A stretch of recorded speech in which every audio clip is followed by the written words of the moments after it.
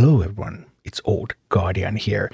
The Valor Deck of Fate started today, and Valor Deck of Fate is one of these minor decks of Fate with not that great rewards, and this Deck of Fate requires you to open Soulstones to get points. And there is also a Soulstone event. Often minor decks of Fate come with Soulstone event. There's a boost, 2x chance for 5 to 6 star perfect souls. So in this video I'm going to take a look at what does it take to complete the Valor Deck of Fate, and is it a good idea to open your Soulstones, even your Mortal Soulstones, for events like this, or would it be better to save them for something like the Hilvi deck where you get a good guaranteed reward? First, thank you Raid Shadow Legends for sponsoring this video and for giving me this wonderful promo link down below in the description there in the QR code. An absolutely phenomenal start to Raid with 3 legendary champions and 3 top tier epic champions. So Tholin Foulbeard right after tutorial, the best legendary to start the game with. So Tholin's just going to take you through the campaign, an incredible campaign farmer. Desert Queen code gives you to Hanarako Void legendary. Another stunning champion, and as a login bonus during the Assassin's Creed event there's Ezio Auditore also available, and from my link you will also get Rector Drath, Venomage and Uugo, 3 top tier epics. So this Valor Deck of Fate, what is this all about? All decks of Fate, there's 40 cards that you need to flip, 1000 points to get one flip, so you need 40,000 points overall to flip the entire deck. And this time the deck points come from summoning souls from Soulstones and from getting artifacts and accessories, so from gear hunters. You can freely combine all point sources. This is one of these minor decks of Fate. There's no big payoff, like you get some relic materials and some Titan event points, and that's it. The main payoff actually here is to pin all of the epic cards that you get.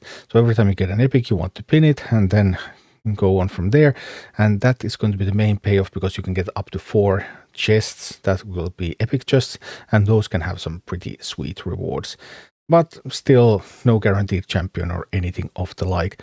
These minor decks of Fate often have some better events associated with them, like now there is a Soulstone X2 for example, sometimes the Shard X2s for minor decks of Fate, whereas when the deck of Fate has a better main reward, then typically you just have to open everything regularly, you won't get any bonuses. So that is another incentive to open some of your stones for this deck. So how many Soulstones do you need overall?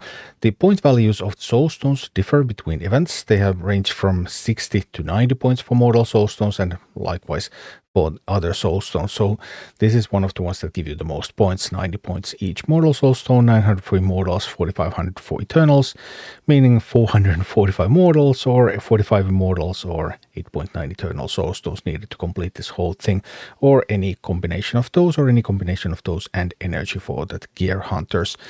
Note that you can also buy more Soulstones with the coins you get from opening them and then selling those opened souls. And if you get some big souls, then you just might be able to finance the whole event pretty easily. There is a whole bunch of variance here. Or if you want to do this with energy, this is also a little bit more lax when it comes to energy. So Dungeon Stage, even Dungeon Stage 3 is the best place.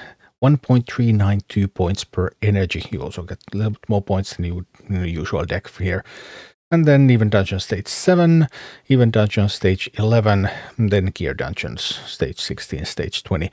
So to get 40,000 points, even Dungeon Stage 3 would require a little bit over 28,000 energy, whereas doing something like Dragon 20 would require 37,000 energy. But is it all worth it? Should you open some of your Soulstones for this? So what I see a lot is that people disregard their Mortal Soulstones. Like very often I see advice on Reddit, for example, hey, just open all the Mortals, they don't matter anyway. But actually Mortal Soulstones matter a lot, because you get a lot of Mortal Soulstones compared to others. For example, I consistently get at least 15 times as many Mortals as I get Immortals.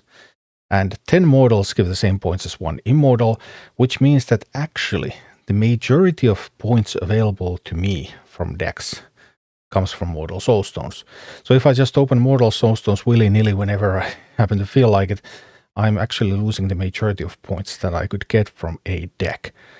But obviously you could have so many Soulstones anyway that it doesn't matter. You will always be able to fulfill the deck anyway. Then I guess it just doesn't matter what you do if you have so many resources. But for me, typically, I really want to save those Mortal Soulstones. Then I did do some calculations, because now there is an X2 event going on. Actually, for Mortal Soulstones, there are two different types of X2 events, because there's an X2 event for 5 to 6 star souls, and there's an X2 event for 4 to 6 star souls as well. 4 to 6 star soul X2 event is of course even better, because then you get even more and even stronger souls. And I thought about, okay, well, if I open stuff during an X2, then would I actually get more points because I get better souls, and then I can sell those souls for coins, which will then give me Immortal Soulstones, and will that actually compensate for just opening them when I wouldn't want to open them otherwise? And the results are in, and they are nope. Nope, it's not worth it. So the points you get from selling souls from a Mortal Soulstone, assuming this kind of 90-point type of deck, then the points during a regular time, on regular percentages, on average, you're going to get 36 points per Soulstone. But if there's a 5 to 6 star X2 event, you can get 51 points, and 4 to 6 star X2 event, you can get 54 points. So even at best, you're only getting 18 points more per Soulstone. But then if the baseline points are 90, then that means that you're still losing 72 points from that future event by opening your Soulstone now instead of saving it for that future event. So the higher quality of souls is not enough to compensate for the points that you will miss for opening those Soulstones when there is not a great event for those. So if you want to spend not too much on raid, and you want to get as many decks of fate with great rewards completed as possible, then you want to primarily save your Soulstones for those decks of fate, and only if you have Soulstones, so many Soulstones that you just have too many, you are already overshooting the target and you will have extra, then you can open Soulstones during X2 event. Otherwise, because then of course you can get those souls which are also a useful asset. But if you want to complete decks like the Hilby deck as often as possible as free to play or low spender, then you generally want to save even those Mortal Soulstones, because actually Mortal Soulstones are more than half of the overall points that you have available. So that's my take, and that's why I am skipping this deck of fate myself. But obviously there are also some incentives to complete it, so your mileage may vary depending on how many Soulstones you have available. Thank you for watching. Click like and subscribe if you enjoyed this, and a special thanks to all of my Patreon supporters, YouTube members and Twitch subscribers who make all of these videos possible.